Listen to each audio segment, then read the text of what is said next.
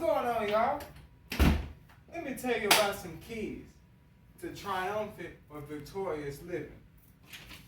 And one of those keys we're going to discuss today comes from the power of self. Self is one of those keys we're going to be digging into. And one of our main references that we're going to be referencing these lessons or these points from self comes from the book, The Keys to Triumphant Living by Jack Taylor.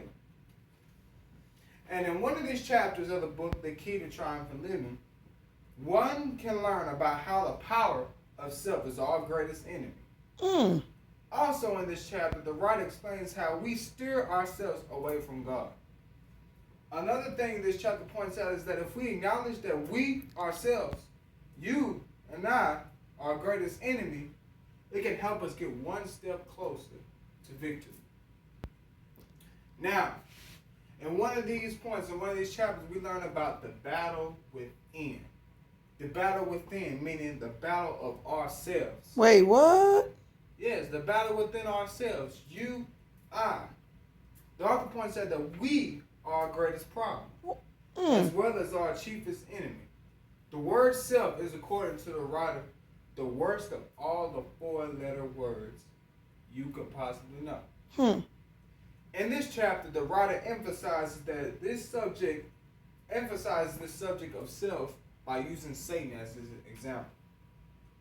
He explains that Satan, who was once a glorious figure in heaven, wanted to exalt his throne above the stars of God. As it explains in Isaiah 14 of what Satan said, I will ascend upon the heavens, above the heights of the clouds. I will be like the Most High. Satan had the ultimate I problem. Not our problem, I problem. Which resulted in him being forced and kicked out of heaven. There are 3 lessons one can pick up from this. One of those lessons is that when we get caught up in ourselves, we ultimately end up in destruction. Another lesson you can learn from this chapter is that self is committed to an unchanging course of godlessness, which would eventually defeat us. The final lesson one can learn from this is that before we properly observe the glories of the Christ-indwelt life, we must come face to face with the enemy who lives within us. What are you talking about, man? I'm talking about that enemy that is self. Self is that enemy.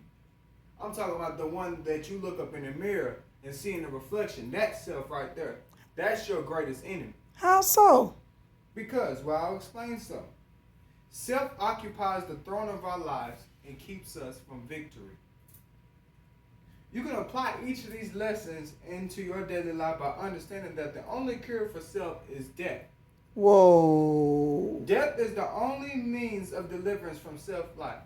However, but we shall not kill ourselves, nor intend to inflict any self-harm upon ourselves or other people. Glad you cleared that up. Yeah. But God intends that we accept the full implication of the death of Christ. If Jesus died for us, then we died. If we died, we are no longer alive, meaning we should reckon ourselves to be dead to sin and alive to God through Christ. What does that mean? That means that Christ is the cure to self. For he says in Luke 9 verse 23, if any man will come after me, let him deny himself and take up his cross daily and follow me. That means you must get rid of yourself, get rid of getting out of what you want to do and follow what God has planned for your life.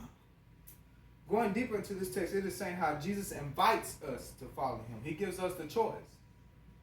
He gives us the invitation. But one must choose against himself. The Christian follower must accept the fact of his or her death and continue to accept it. Now, I want to clear something up with y'all. Or I'm going to give like an example of denying yourself. Basically, denying yourself is saying like if you live in a 2-story house, right? And you're laying in your bed, you don't want to get up. It's just, I don't want to do nothing, right? But you see downstairs, you hear the call out from somebody downstairs who is in need. Now you and your body are like, nah, we don't want to do this. I don't want to do this. I just got in this bed. But something in you says, you know what? Let me get out of this bed and see what's that person is in need for. That right there is getting rid of yourself. Self wants you to stay in that bed, but something in you, something that Holy Spirit is working through you, is asking you, no, let me do the good will of the Lord. So I encourage you, my brothers and sisters out there, get rid of self and follow what God has planned.